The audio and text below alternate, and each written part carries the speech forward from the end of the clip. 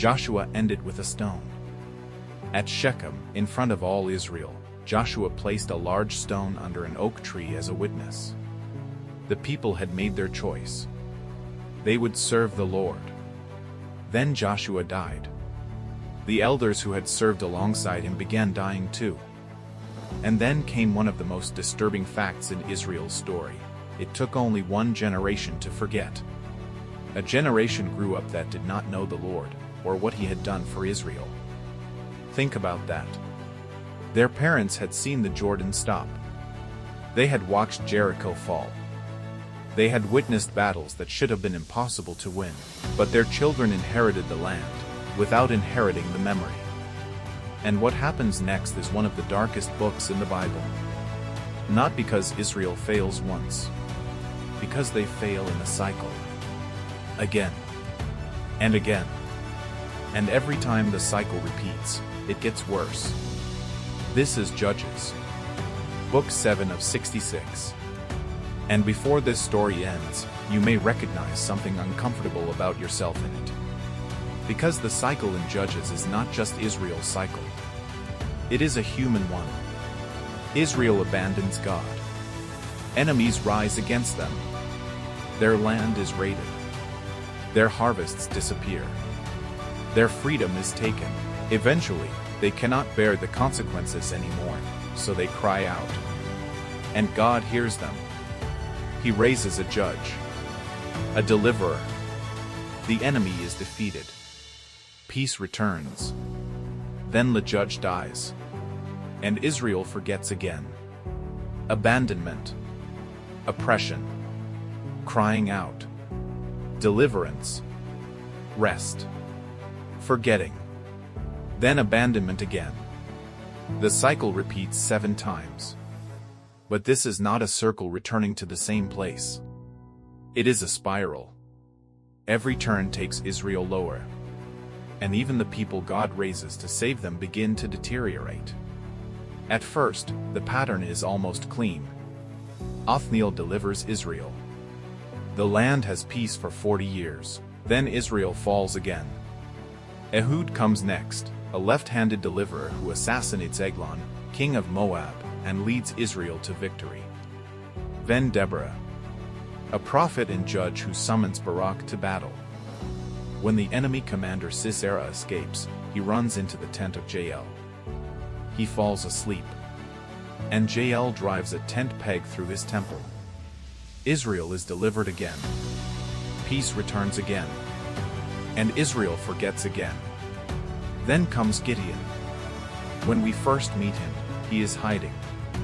Midianite raiders have devastated Israel. Every time the Israelites plant crops, their enemies descend on the land and destroy almost everything. Gideon is threshing wheat inside a winepress, trying not to be seen. And an angel appears to this frightened man and says, "The Lord is with you, mighty warrior." Gideon's response is almost an accusation. If the Lord is with us, why has all this happened? God does not give him a long explanation. He gives him a mission. Gideon asks for signs. God gives them. Eventually, Gideon gathers 32,000 soldiers. But God says there are too many. Because if Israel wins with an army that size, they might believe they saved themselves. 32,000 becomes 10,000.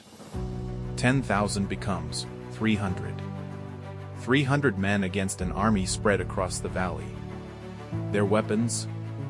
Trumpets. Clay jars. Torches. In the darkness, Gideon's men surround the enemy camp. They break the jars. Raise the torches. Blow the trumpets. Chaos erupts. The Midianites turn their swords against one another. Israel wins. Afterward, the people ask Gideon to rule over them. Be our king. Gideon refuses. The Lord will rule over you. It sounds like the perfect ending. But Judges does not give us perfect endings. Gideon collects gold from the battle and makes an ephod. And that ephod becomes a spiritual snare. The man who refused to become king creates something that pulls Israel away from the God he said should rule them. After Gideon dies, his son Abimelech goes even further. He murders his own brothers and declares himself king. The spiral is getting darker. Then comes Jephthah, the son nobody wanted. His mother was a prostitute. His half-brothers drove him away. You do not belong here.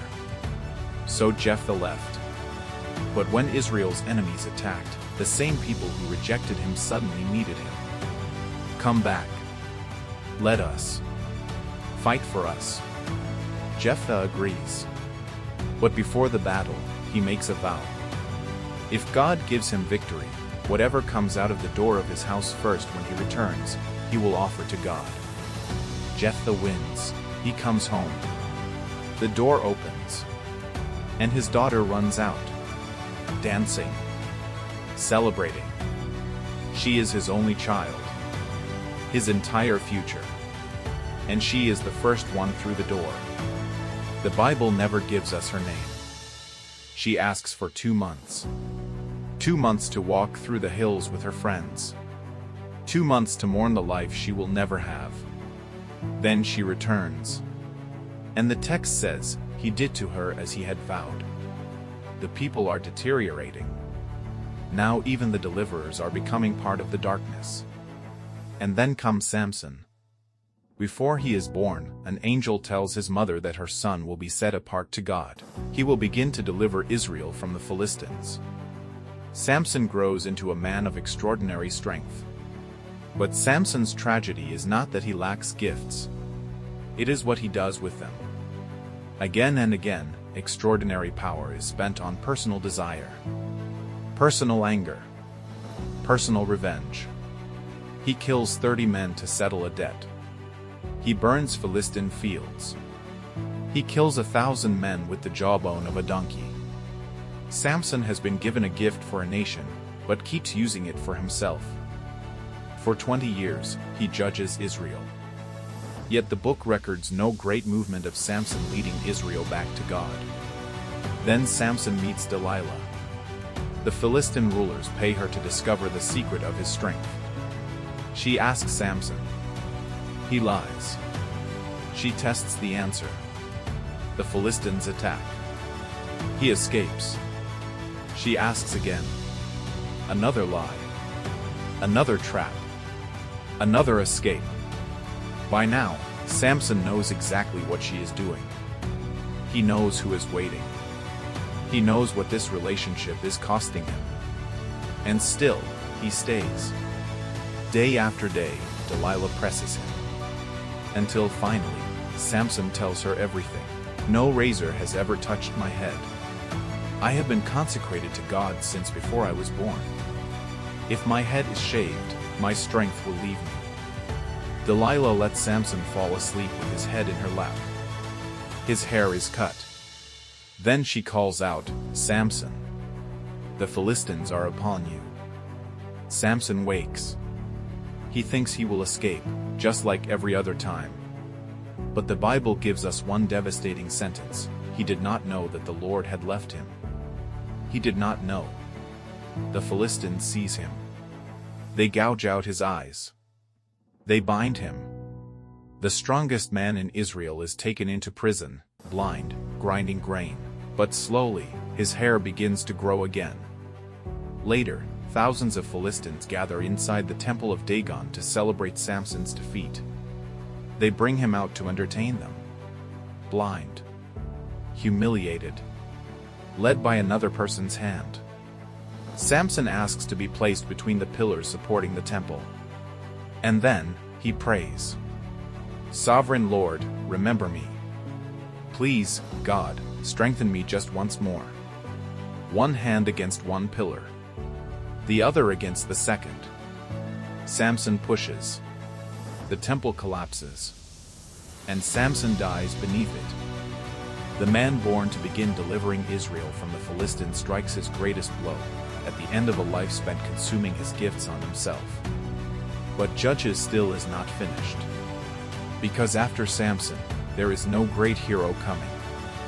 The final chapters show what Israel itself has become. Idolatry. Violence. Sexual brutality. Civil war. One tribe nearly destroyed by the others. And over this darkness, the book repeats the same diagnosis. In those days there was no king in Israel. Everyone did what was right in their own eyes. That sentence can sound almost modern. Do what feels right to you. Choose for yourself. Become your own authority. But Judges does not present this as freedom. It shows us the aftermath. And that may be the most uncomfortable truth in the book. Because every one of us knows some version of the Judges cycle. You were anchored.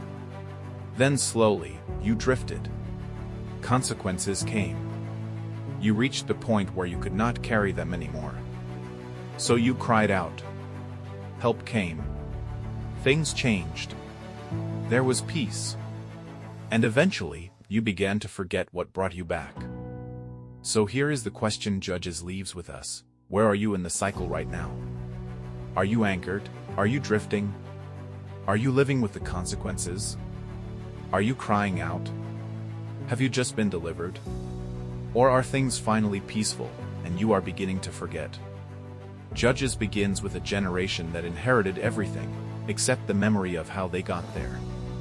And it ends with a nation where everyone has become their own authority.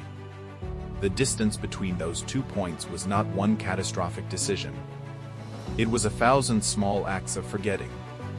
One compromise. Then another. One cycle. Then another. Joshua ended with a stone standing as a witness. Judges ends with a people who have forgotten what the stone was witnessing. No king. No anchor. Everyone doing what was right in their own eyes. But this is not the end of the story. Because the next book begins in the exact same era, in the days when the Judges ruled. Same darkness. Same broken nation. But this time, the story narrows. Not to armies. Not to warriors. Not to judges. To 2 widows. And to one foreign woman whose faithfulness will quietly change the bloodline of history. Her name is Ruth. And her great-grandson will be David. Subscribe and turn on notifications. Ruth drops next Sunday, for chapters, 2 women, and 1 decision that changes the bloodline of history. And tell me in the comments, which moment hits harder, Jephthah's daughter walking through that door first, or Samson waking up and not knowing the Lord had left him?